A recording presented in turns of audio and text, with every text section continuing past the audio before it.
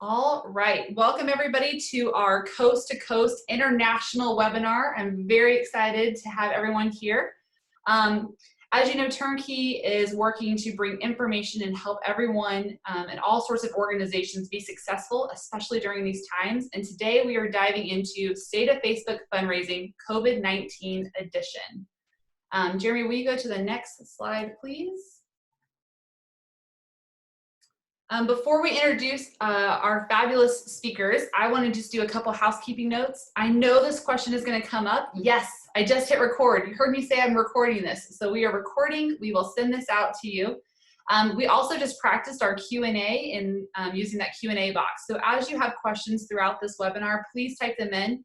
My job right now is the cruise director, so I will make sure those questions are answered either on the webinar, during the presentation if it fits. If not, we'll have time at the end after for questions, and we'll be following up with you that have questions. So I promise your question will get answered one way or another. My name is Megan Rouse, and I am the Director of Partnerships and a strategist for Turnkey. I've been with Turnkey a little over 2 years now, and prior to that was with Susan G. Komen and the Leukemia Lymphoma Society. I eat, sleep, and breathe peer-to-peer fundraising. I do it for a living. I do it on my own. I love fundraising, and I'm super excited to bring our partners from Good United with us today. Good United, and I'm going to give you my commercial, and then let Jeremy and Nick brag a little bit about themselves and their organization. But in a nutshell, Good United helps us encourage and support Facebook and social media fundraisers, and then also get the data around those folks when we connect with them. So Jeremy and Nick, thank you so much for joining us today. Thanks, Megan. We are super excited to be here. So as Megan mentioned, Good United is all about helping you connect with where your donors are spending time. Today, as you all know, and the reason why we are here is that for the first time, meaningful revenue is starting to come in through social media, mainly Facebook. So our team at Good United spends all day, all night tracking Facebook fundraising trends and thinking about how you can create the best possible fundraising experience within the Messenger ecosystem. And today, the way we do that is by opening up Facebook Messenger so that you can communicate with your fundraisers in real time and really get an idea of who they are and why they're fundraising for you so that you can keep them engaged going forward. With me today is my co-founder, Nick Black, who is wearing two hats. Nick, over to you. Yeah, I appreciate that. My name is Nick Black. Jeremy and I co-founded Good United together about 6 years ago. Before that, I co-founded a nonprofit called Stop Soldier Suicide. So today, I am going to be wearing my nonprofit hat and representing Stop Soldier Suicide. And to keep it simple, I'm actually wearing the Stop Soldier Suicide hat as we think about the experiences that we've gone through, what we're thinking about today, and how we're leveraging this challenge of turning into an opportunity going forward. So I'm excited to share how we're thinking about it, and hopefully we'll get some great dialogue and learn from you all as well.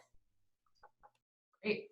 And before we jump, oh, that's okay, you can jump. I also just wanted to publicly thank Nick for his service as well. I'm an Air Force brat, and after reading Nick's bio, I just wanted to say thank you publicly, Nick, for all that you do, not only to help nonprofits, but that you've done for your country as well. So thank you.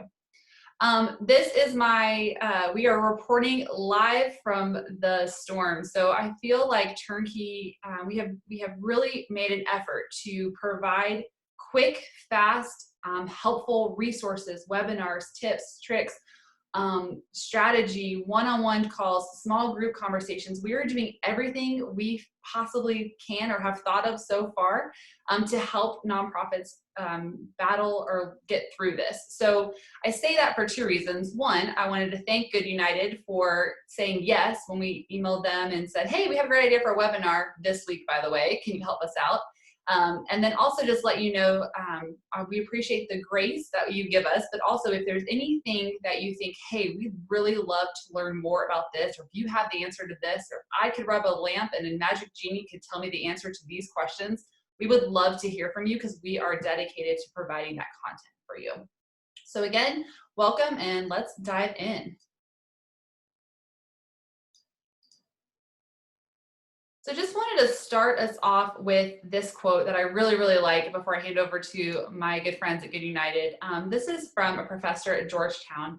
And Deborah Tannen talks about the comfort of being in the presence of others might be replaced by a greater comfort with absence, especially with those who we don't know intimately. Instead of asking, is there a reason to do this online? We'll be asking, is there any good reason to do this in person? Again, we all joked earlier, we're all in our yoga pants right now. Like this, there's some good and okayness happening.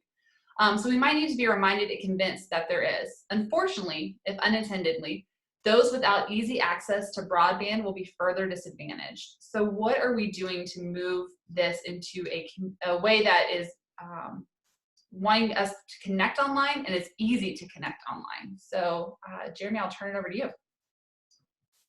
All right, thank you. So let's start with the end in mind and say up front what we're going to focus on over the next 30 to 45 minutes. So to start, we're going to dive into the metrics behind what we're seeing around Facebook fundraising trends in regards to revenue, and dive into whether the current pandemic is impacting those numbers and what we can expect going forward as we progress throughout 2020. From there, we're going to allow Nick to share his very unique perspective on how SSS is thinking about leveraging virtual events that are exclusively focused in the social media ecosystem. From there, we'll dive into some other ways that organizations that are moving their existing events to virtual can really think about building community and providing joy to the participants in a way that is meaningful for them. So with that, let's dive into the numbers. What you see here is representative of Good United's data set that is essentially over $250 million raised through the Facebook fundraising platform. And what I want to level set on before we dive into how COVID is impacting these numbers are some of the patterns that we've seen emerge over the last 2 years. As many of you know, if you are actively using Facebook fundraising, month over month, the revenue can be highly unpredictable. So we spend a lot of time at Good United trying to identify some of the patterns that are starting to emerge and to track whether the pattern actually is a trend. And when it's a trend, it means we can expect that to happen going forward. Facebook giving tools in earnest really started to drive meaningful revenue for your organizations at the beginning of 2018.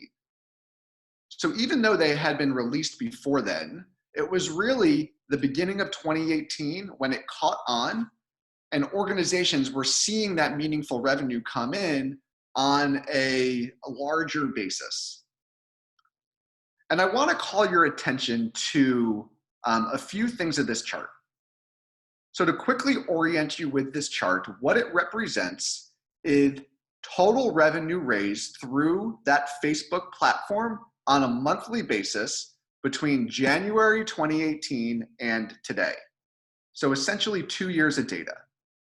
And each one of these bars represents the aggregate revenue coming in from our clients that make up, again, about $250 million in revenue. And what you'll see here is that in this June, May to September timeframe, so really the summer months are when Facebook fundraising has started to peak over the last 2 years. And then if you look at January, February, March, you'll see typically that's the low part of the year. So many of the questions we get from the organizations we work with are asking if the dip in revenue that they are experiencing this quarter is a pattern. Is it something that has happened in the past? And while the values are different, it is certainly a pattern. We have noticed in the beginning of January 2019, as well as the beginning of 2018, revenue was lower and it started to decline as the year progressed, peaking in summer. Now, we don't know why the revenue peaks over what months. I will tell you that we have one hypothesis. And the hypothesis here is that what this chart represents is 96% birthday fundraisers. So these are the fundraisers that are created when people donate their birthday to your organization and raise money for their birthday instead of people giving them a gift. And our hypothesis is that we checked the census data and there were more people born over the summer months. So very simply, more people born, more birthdays, more revenue. So we're not here to say that is the answer, but that is one of our hypotheses for why we have seen revenue from direct Facebook fundraising increase those summer months. Now that we have a baseline, I want to dive into how COVID is impacting 2020 Facebook birthday revenue. And what I would expect without looking at any data is that if COVID was impacting the overall Facebook fundraising ecosystem, we would see a steady decrease in revenue starting in January to where we are today. But that is not what's happening. So when we look at the month-over-month revenue increase or decrease, we see that in February, there was a slight lift in revenue compared to January. But as we all know, the pandemic in the United States really gained steam in March. This is when we all started isolation, and this is when I had assumed there would be a major decline in overall Facebook fundraising revenue because people were investing money into one, potentially other charities, or two, they were just uncertain of whether they would have a job or if the stock market would ever rebound, and they just made less donations. But as you can see here, what's interesting is that in March, there was a very little decrease in total revenue raised on Facebook. It was just about the same as February, down 1%. The next thing we looked at is the number of new Facebook fundraisers that were created. From our perspective, the Facebook fundraiser is the largest driver of revenue. Over 98% of revenue on Facebook originates from the fundraiser, as opposed to some of the other tools like the giving tool or the Facebook Live or even Instagram. And what you'll see here, again, very closely resembled the revenue metrics, which is what we would expect. So in February, there was a bump in number of new fundraisers, which led to more revenue. And then in March, again, there was a slight decrease in number of new fundraisers, but overall, revenue remained pretty consistent. The next lens that we're going to unpack is integrated Facebook fundraiser revenue. So in the Facebook ecosystem, there are two ways that people can create fundraisers for your organization. The first way is what we covered before, birthday fundraisers. You might hear me say direct fundraisers, which essentially means any fundraiser that originates on Facebook, and the birthday is the main driver there. Now, the other way that an individual can create a Facebook fundraiser for your organization is by leveraging the P2P platforms that have a Facebook integration. So for example, a participant can sign up on your website that is powered by Illuminate Online. And they can leverage their Facebook integration to deploy that same campaign to Facebook. And then any donation that they receive through Facebook counts towards the overall goal to participate in that event. So what you see on this chart in purple represents the Facebook fundraising revenue coming from these integrated campaigns, the ones that are originating on your website.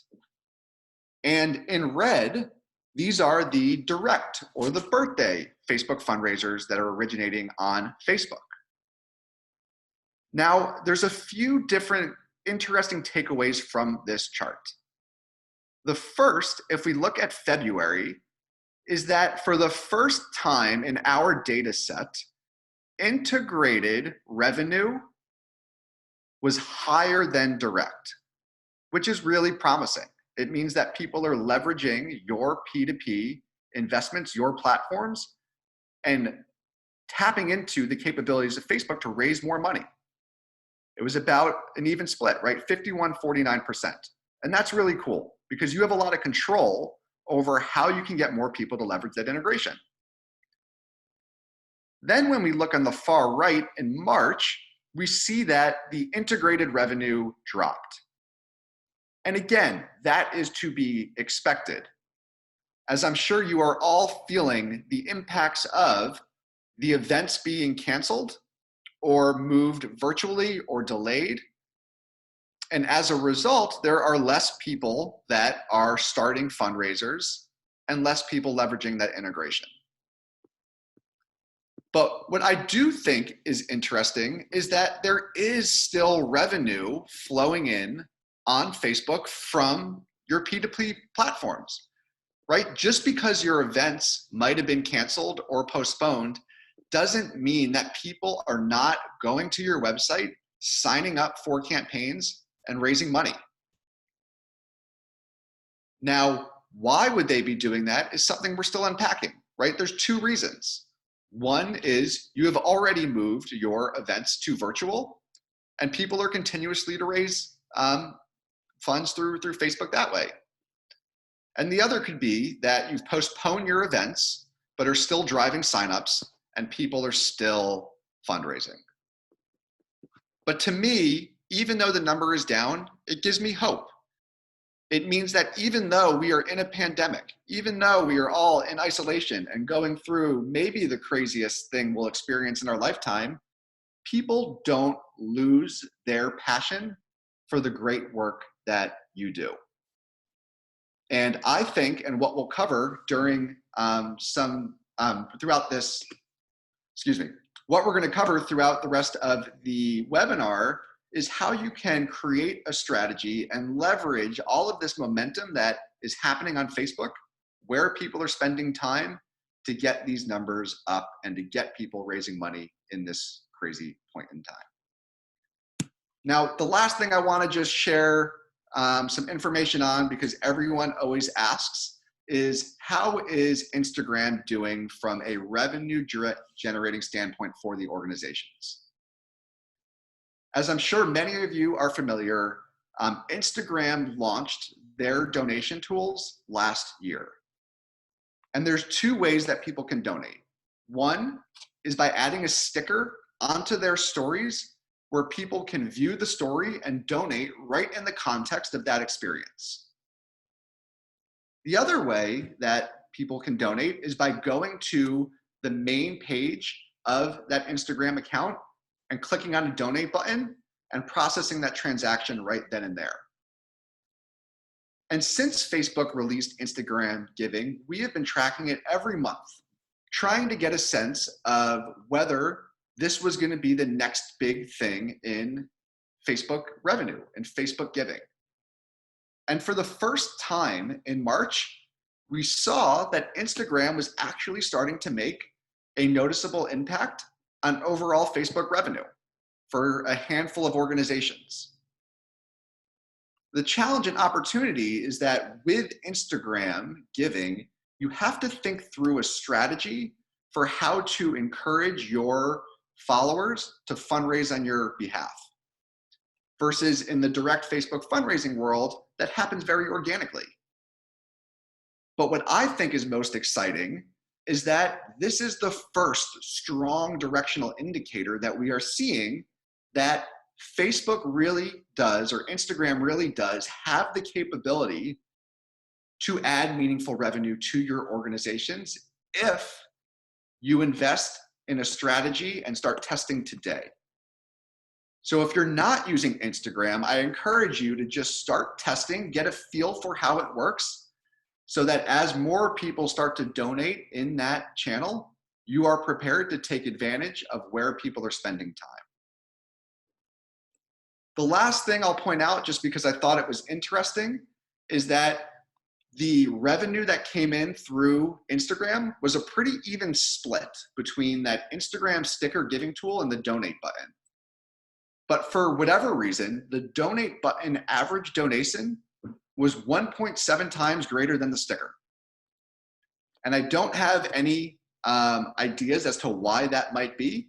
It's just something interesting that stood out that we're going to continuously investigate and try to unpack, because this could be a really incredible lever to start driving higher donations amount through that channel. So with that, I am going to hand it back over to Megan. Thank you. Also, Jeremy, I don't know if you saw Katrina's LinkedIn post, and I'm just looking at questions really quick before we dive in. She asked everyone to keep account of every time you say button, because it's the favorite, our CEO's favorite word that you say. So I think there's a button count right now, just FYI. Do I have an accent when I say it, or it's just a word I say a lot? I don't know. Let's hear it. Button. Now I'm very self-conscious in the word. When one of the questions before we dive in is, does Good United service Facebook and Instagram together and serve them in the same way, or do you guys have separate strategies, or do you want to save that question for the end? I'll jump into it right now. So with Good United, we're really focused on enabling nonprofits to connect through the conversational messaging platforms like Facebook Messenger. And what Facebook is working towards is opening up Instagram DM to allow your organizations to connect in channel within the Instagram ecosystem.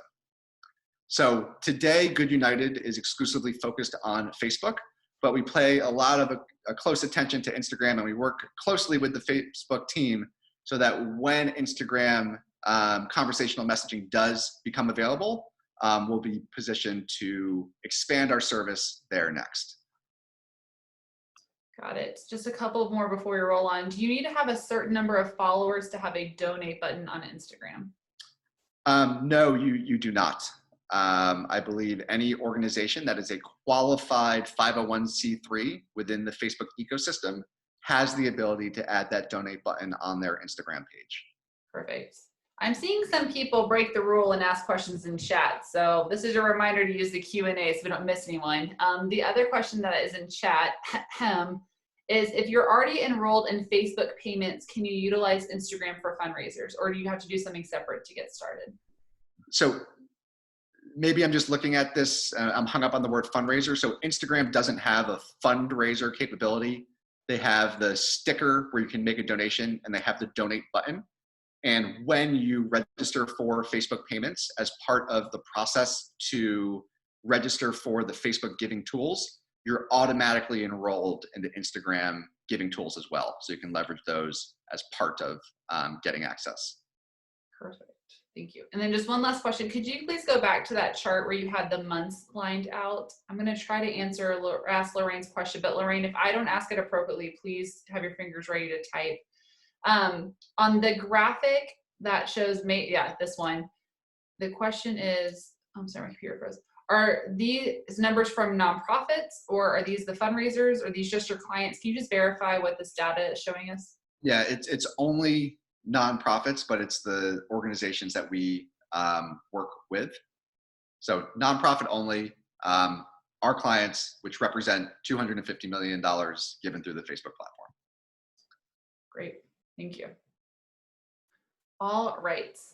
Cindy, I see your question. We're going to save that towards the end for more discussion. Oh, good. Lorraine, I'm glad that we got that straightened out. Okay, so diving back into, sorry, let me close all my Q&A. Remember, you can use the Q&A, not the chat, to send your questions in as we go along. As I mentioned earlier, we have at Turnkey been providing as many resources as we possibly can. So some of the things that we're going to talk about today, there's actual webinars for each topic. So I'm going to introduce a good friend of ours, Jen Shang. She's the co-founder and co-director for the Institute for Sustainable Philanthropy. She has not only been on a webinar, but she has her teachings and philosophy of the Institute have been featured on several of our webinars. So when you go to Turnkey website, which we'll have up at the end for you, there are tons of resources for you. So if at any point I say something, you're like, I'd like to learn more about that, I'm crossing my fingers that we have more of that to offer you. But one of the things I love that Jen says, and she says this to me basically on a daily basis right now, and so I wanted to add this to this presentation, because as we talk about going into virtual, this is so, so important. So the 3 questions she tells us to ask ourselves is, number 1, how are my people feeling? And I love that she says people. It's not fundraisers, it's not donors, my community, my people, my constituents. How are our people feeling? Number 2, what do I want them to feel? And my absolute favorite question is number 3, what is the one thing, the one thing only I can offer them that no one else can? So as Nick and Jeremy are sharing their experiences, and Nick's going to share a little bit about what his organization has done. And as you think about applying that for your organization, please come back to these 3 questions, especially number 3. What is the one thing I can offer them that no one else can? Jeremy, if you'll go to the next slide. And I'm gonna cruise through these pretty quick, but it's painful and it's scary going virtual, right? So we want to just address some of those issues right now. So number 1, it's uncharted territory. We were laughing with a client last week because she said, you know, my CEO is gonna say, do you have any proven success in this? And oh, pandemic fundraising? No, I don't have any proven success in pandemic fundraising. What I can share is what we've seen work, what we've learned, what we're seeing other organizations do. But if you're looking for, hey, one time during a pandemic, this organization fundraised this much, we don't have that, right? So it's uncharted territory. It's also a time crunch. We don't even know what's going to happen today, let alone trying to plan for tomorrow. And now we have Giving Tuesday now, and now we got to figure out what this means. What is this? What is this calendar? And I made the joke that it's April 547th, but everything is go, go, go, needs to happen right now. So it's scary and it's busy. We talk a lot about loss of connection to organization, and there's more on that topic, especially what that means for you as one of our webinars. So I won't spend a lot of time on that. But the other part of this is we have software, and man, I just love our platform providers, but some of it is not built for this virtual community. So hey, we're encouraging everyone, let's go virtual. But what does that mean, and what does that look like? So we know that this is painful and scary. 2 things I want to hit on, and again, can dive more into offline. If you'll go to the next slide, Jeremy. When we think about going virtual, we have to remember that joy factor. We're still playing, Vicki, our lead strategist, and I are playing with what to call this, and we've had some really great conversations around it. But when you go to a physical event, there is some type of joy. For Nick, that might be running. You know, I talked to Nick this morning right after his morning runs. That might be what he loves. For me, I don't love to run. So for me, it's seeing my friends and family, or seeing those survivors walk across the stage, or watching my kids interact or volunteer or give back. Whatever joy I'm experiencing in a physical event, it's got to be translated to a virtual event. I still have to get some type of joy out of this. Remember, question number 3, what is the one thing you can give me that no one else can? And I hope that part of that is joy. If you'll go to the next slide, please. One of the other things on top of that is that sense of community. And so we put together some images, and I know some of these are silly stock images, but we have at physical events this amazing sense of community. You know, that middle slide, it's the tents from AIDS Life Cycle, and those folks ride their bikes from San Francisco to LA, and they camp along the way, and this is a fun activity for them, which is still bizarre to me, and I love riding a bike. You know, or you're having a Zumba workout, or you're, again, watching the survivors, or whatever that sense of community is. And I know talking to so many of you, we're working really hard on that, but that is so important and has to remain in the forefront as we think about going virtual. And virtual looks different now, right? I mean, how many of you are like Zoom experts now? Like when Zoom realizes that they need to hire 600 new employees, we could probably all apply, because we have been living on Zoom and GoToMeeting and all of those things, but our constituents haven't necessarily. So we have to have the tools and make it easy. So Nick, I know that you have your SSS hat on. I would love to hear a little bit more. Oh, no, I jumped ahead. The other part is we get it. We know that this is a risk and it's scary. I think we hit on that a little bit as well, and it's happening really, really fast. So now I'm turning it over to Nick to talk about the opportunities and what his organization has been doing. Sure. Thanks, Megan. Quick summary of Stop Soldier Suicide. It is a veteran serving nonprofit based out of Raleigh, North Carolina. Our goal and our mission is to reduce veteran suicide to the national average by 2030. I'm squarely on the board out of the tactical day-to-day, but where this organization came from is 10 years ago, myself and two other gentlemen that were in the Army with me, all of us fresh off deployments to Iraq and Afghanistan, came together and realized that we've lost more service members to suicide than the enemy. Being stubborn and motivated, we founded a nonprofit together. So today we have over about 500,000 followers on the social community. And, we've always kind of thought through how can we do this differently? And the reason we thought through how can we do this differently is that for the first 3 years, we were struggling and suffering and trying to make a difference. Then year 4 or 5, one of the pieces I remember is we must have spent 20 hours building a newsletter to our people. And I think more people unsubscribed than clicked through to do anything. And at that moment, kind of reverted back to thinking, what is actually happening? I grew up in Africa, and my parents always tell me, and we talk about that, there aren't many telephone poles in Africa. However, if you go there today, everyone has a cell phone. Everyone's engaging in the same type of digital economy that all of us are today. Now, the benefit is that the people in Africa and a lot of third world developing nations got to skip the entire infrastructure of telephones. And how we can apply that to the nonprofit world is that Stop Soldier Suicide skipped the entire building of the infrastructure of email. We don't do it. It's not something that we focus on. What we focused on is trying to understand where people are. As we think about where people are, what we saw early on was that our nonprofit and our brand really resonated with people in the social environment. So we leaned into social and we try to prioritize that and do that better. We have been able to focus on that one piece and grow our organization. But for the first 5 years, it was tough because how are we actually going to monetize this? We'd sit in the board meetings and say, hey, we got, 10,000 more followers, and, someone would say, well, who cares? Are they driving revenue? And we didn't have any type of attribution. So as the fundraising tools came out on social media, Stop Soldier Suicide was really fortunate to see revenue start to grow. And so our philosophy and strategy of focusing on building community through social, as we thought it was an agent of change to accomplish our mission, but also as a revenue arm, really started coming to be. As we have thought about expanding in our footprint initially with Facebook fundraising, the events of the last 3 months have really kind of shifted the environment for us. One of the challenges I think that with nonprofits we have is, people would say that there's a long innovation curve. People are it takes a while for nonprofits to adapt to new technology, to try something new and risk averse. Well, I think what's happened is that we shifted that curve up, right? We're all being forced to think outside the box and go to the left on what we need to do. But as we talk about it with SSS, it's not about us, it's about the donors. And this is the so what as we think about it. As we think through the 500,000 people that we're engaging with, they're being forced to change as well. As Megan said, people want to interact. The desire to participate in philanthropy and follow your great cause has not gone away. What has changed is the how. The why is constant. So if you go to the next slide, Jeremy. If we think about the how, we need to meet our supporters where they are. And if we can't meet them at events, and again, we never built out the email infrastructure, nor did we build out the peer-to-peer infrastructure. We tried, we just failed gloriously in that endeavor.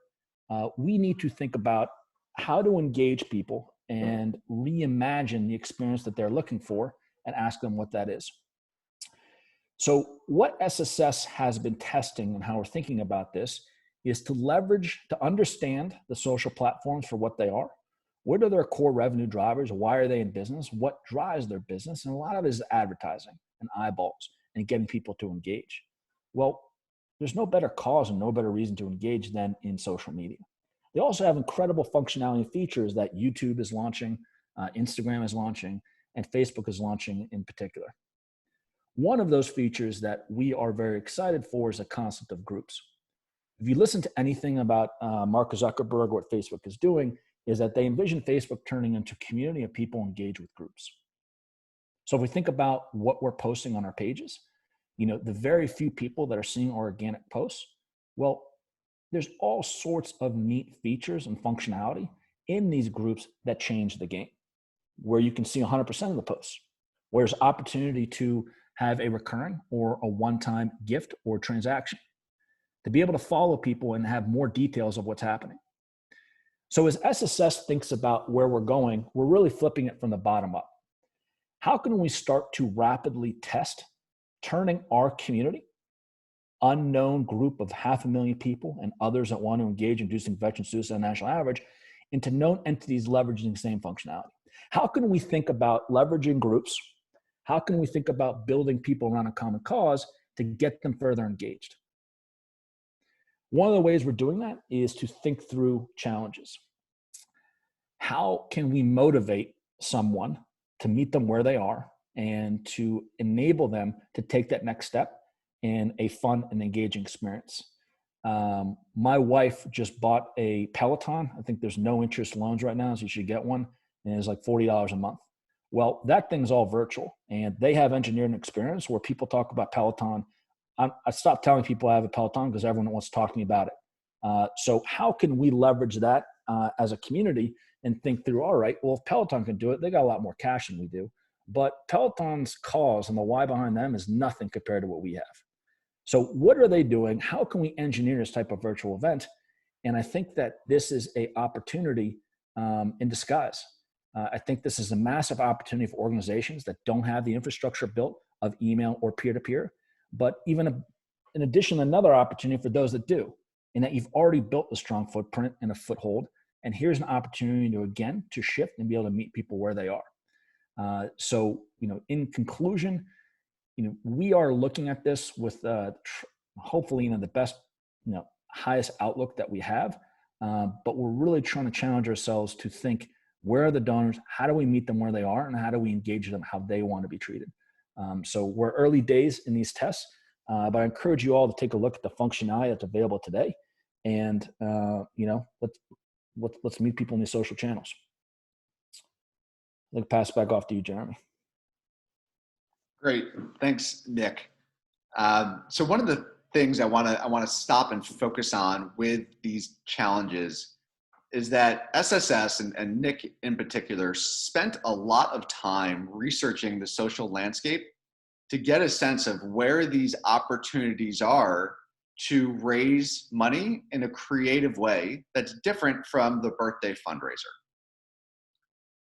And what they found, to me, feels like very early days of what is happening or what happened with the Facebook giving tools 5 years ago. In that there are organizations that are raising a tremendous amount of money from these challenges. And the groups that build that community aspect are more engaging than any other virtual experience I have seen out there. And it reminds me of a conversation that I had with Katrina and a top executive at an organization several months ago. And we at Good United spend a lot of time talking with different peer-to-peer team members and different fundraisers just to get a sense of what are their pains, what are the opportunities that we can start to think about how we can creatively solve at Good United. And we talked about how Facebook fundraising is impacting traditional peer-to-peer. And I'll never forget what this executive said. He said, Jeremy, I'll tell you this. If you can figure out how to hold a peer-to-peer event that starts and stops in social media, that is going to be $1 billion idea, and I will buy that tomorrow. But essentially what he was saying is that Facebook has already proven that people are willing to donate through their platform to your organizations. But what is lacking in that experience is what the in-person peer-to-peer events do so well. They build that community, and as Megan said earlier, they bring joy. They make people happy, and they reconnect them to the mission of your organization. And what I believe my big takeaway was, if you can recreate community and bring joy within the Facebook ecosystem, and you can do that in a scalable way that doesn't require a year of planning and millions of dollars to execute, I want to do that. And again, it's not going to replace peer-to-peer events. Those are always going to hold an important part of the experience. But as Nick said, this is an opportunity to be innovative and to think about how we need to do things differently, because events aren't around right now. And this event, this challenge, this start and end on social media to raise money, to build community, and to have a great experience feels like the beginning of what that executive was talking about. And I know at Good United, we are really excited to continuously explore this and to learn through Nick and Stop Soldier Suicide how to do this well, how to do this at scale, how to do this in a way that truly does build community and bring joy in a repeatable way. Now, the other part of the virtual event is not the end-to-end event being on social media. Many of the organizations that we are grateful to partner with have made the decision to take the in-person event that was canceled and to move it virtual. But again, as Megan pointed out, in one of the challenges is that the software they're using to do that was not built for solely virtual events. It doesn't have that focus in community. It doesn't naturally bring joy. It's a great fundraising mechanism. So as we think about how can we leverage social media and other communication channels to create community and to bring joy, together with your current fundraising platform, there seems to be some sort of recipe to do all of these things and to make these virtual events meaningful. Because I believe that's what's the most important thing. A participant wants to have a meaningful experience so that they want to come back and do it again in the future. So I'm going to dive into number one in the next slide. But Megan, I want to ask you, because I know you have spent a ton of time with your team speaking to a ton of nonprofits about how to creatively build community on social and elsewhere. And I'd love to ask, have you seen any organizations do this incredibly well? And if so, what are they doing? Yeah, thanks. I think when we talk to a lot of organizations right now, we're all looking at doing the same thing. I love the organizations that are picking up the phone and getting people's permission, calling and checking in. Jeremy, how are you doing? That is a great way of not only touching base one-on-one, but really getting a pulse for how your constituents, your people are doing. So if Jeremy says, I'm so great, working from home is the best, I got yoga pants on and I get to take a nap every day and whatever that looks like, my ask and or next steps for Jeremy are very different than Nick, who maybe lost his job, or his wife who has breast cancer has been unable to get treatment, or whatever that looks like. So we really encourage that as step one. Step two is bringing in bringing in the community in small groups. And I think that is a really great thing we're seeing across the board, is that's not always happening via the organization.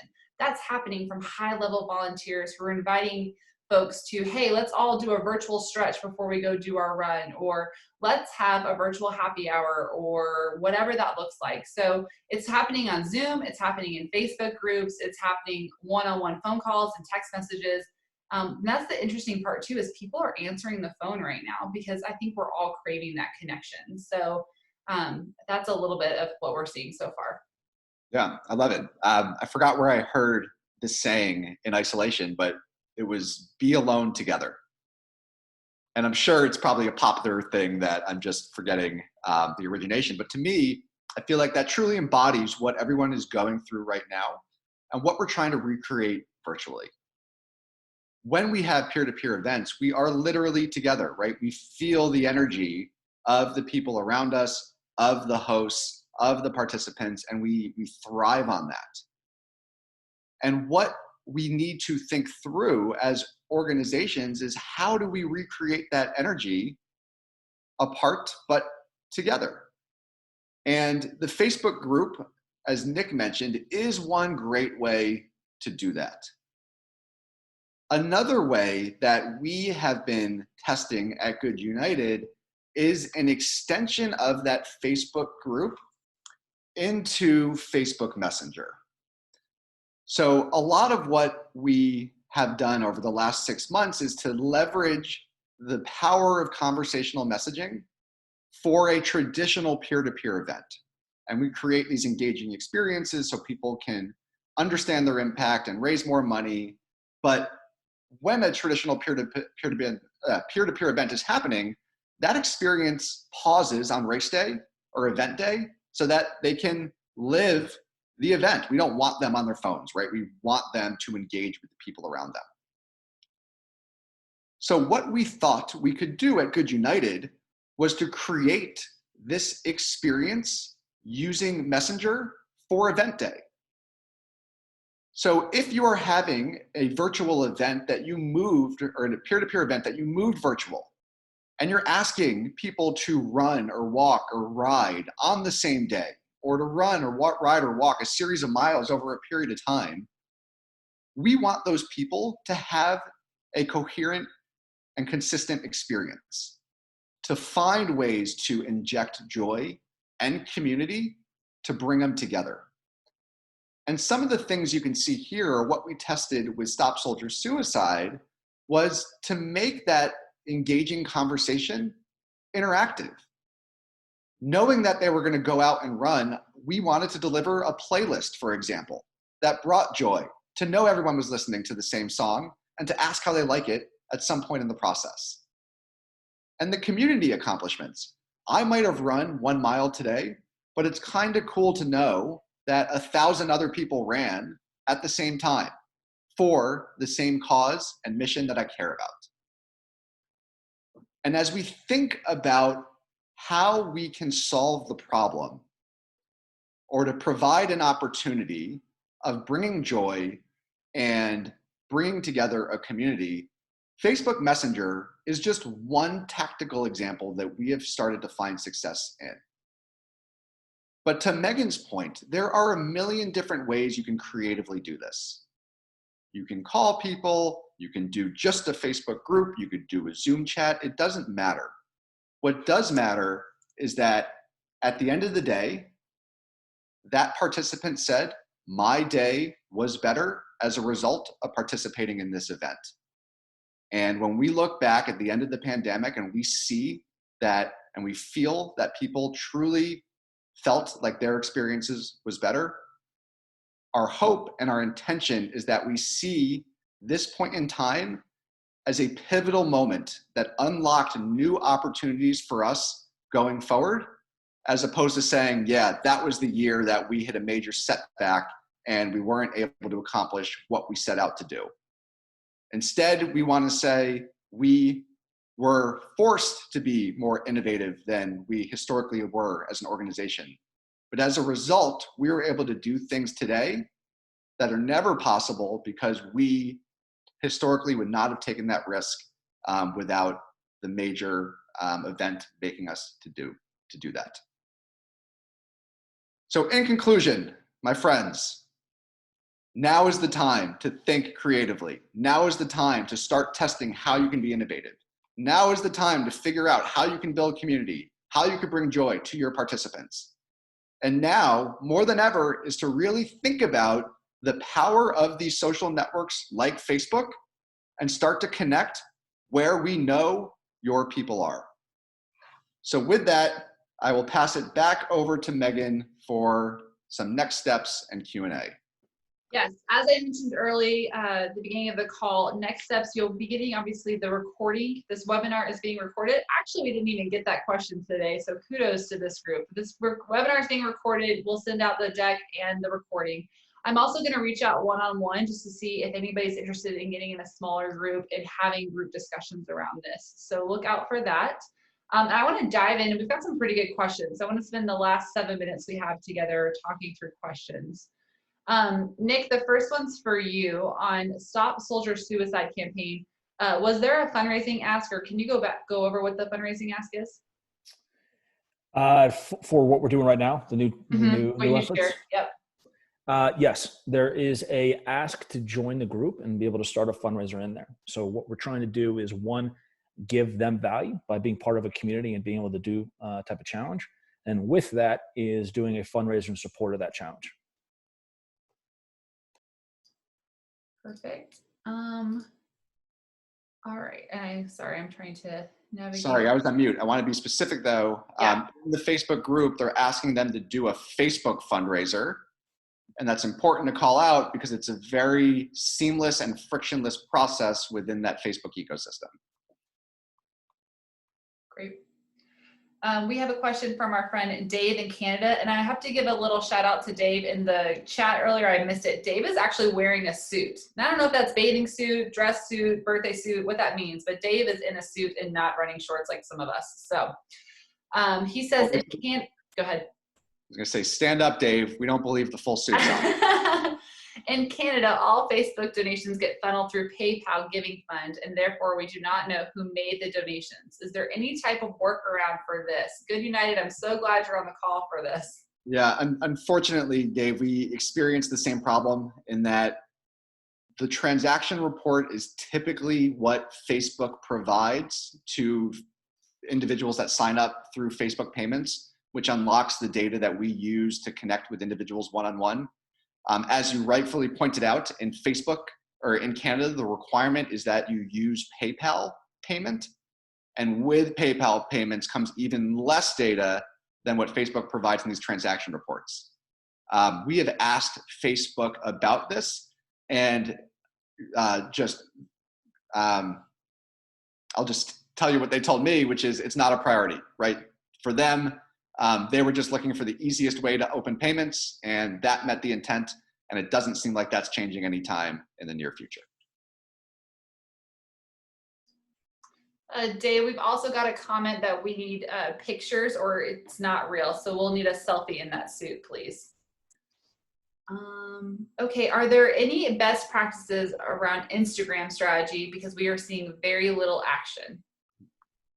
To be honest, we are doing a lot of research here to try to unpack what is working in the nonprofit world.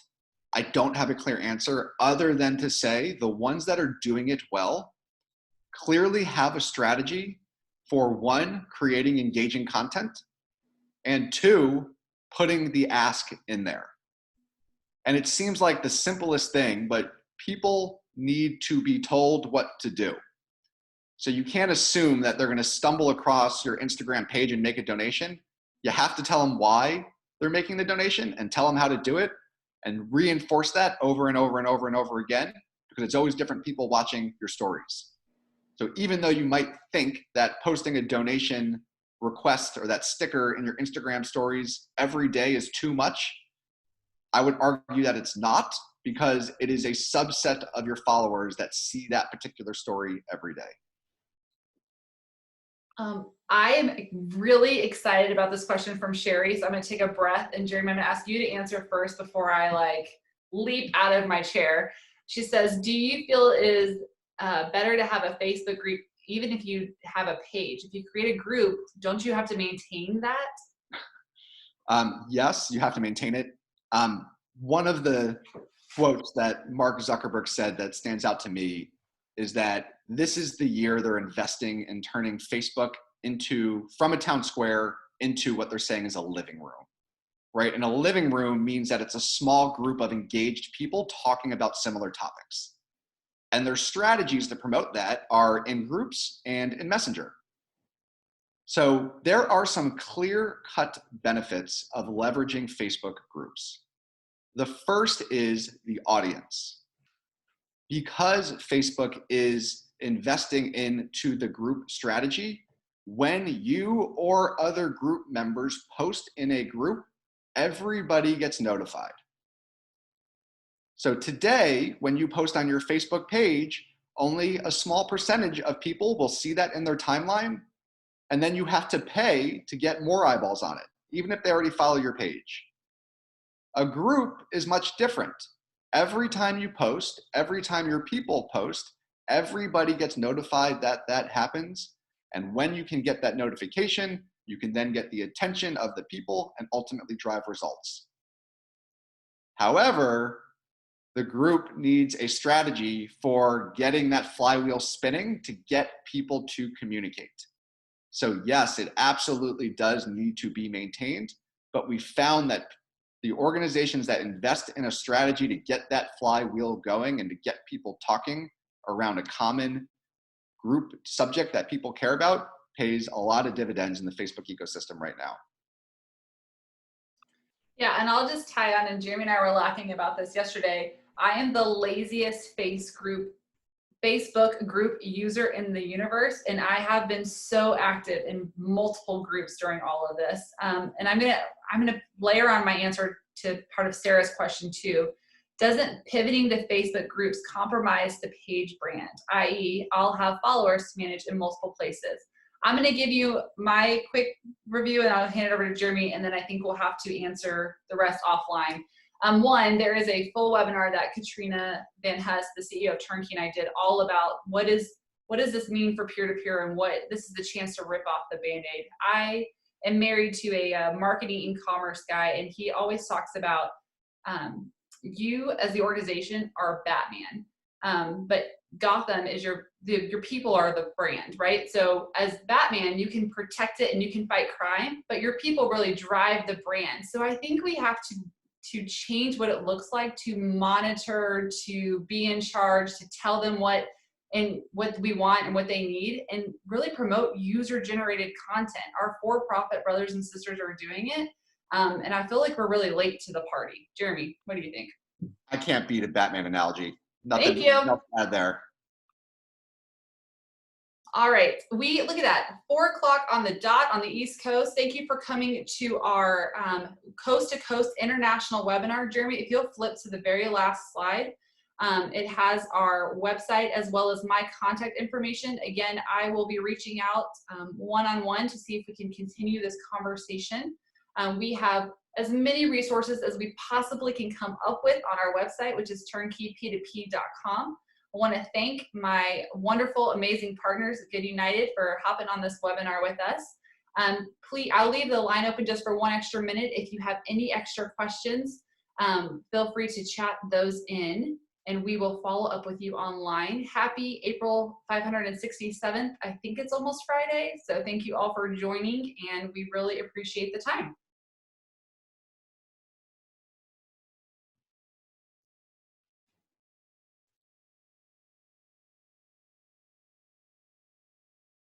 I'm just gonna leave this open for about 2 more seconds while questions come in.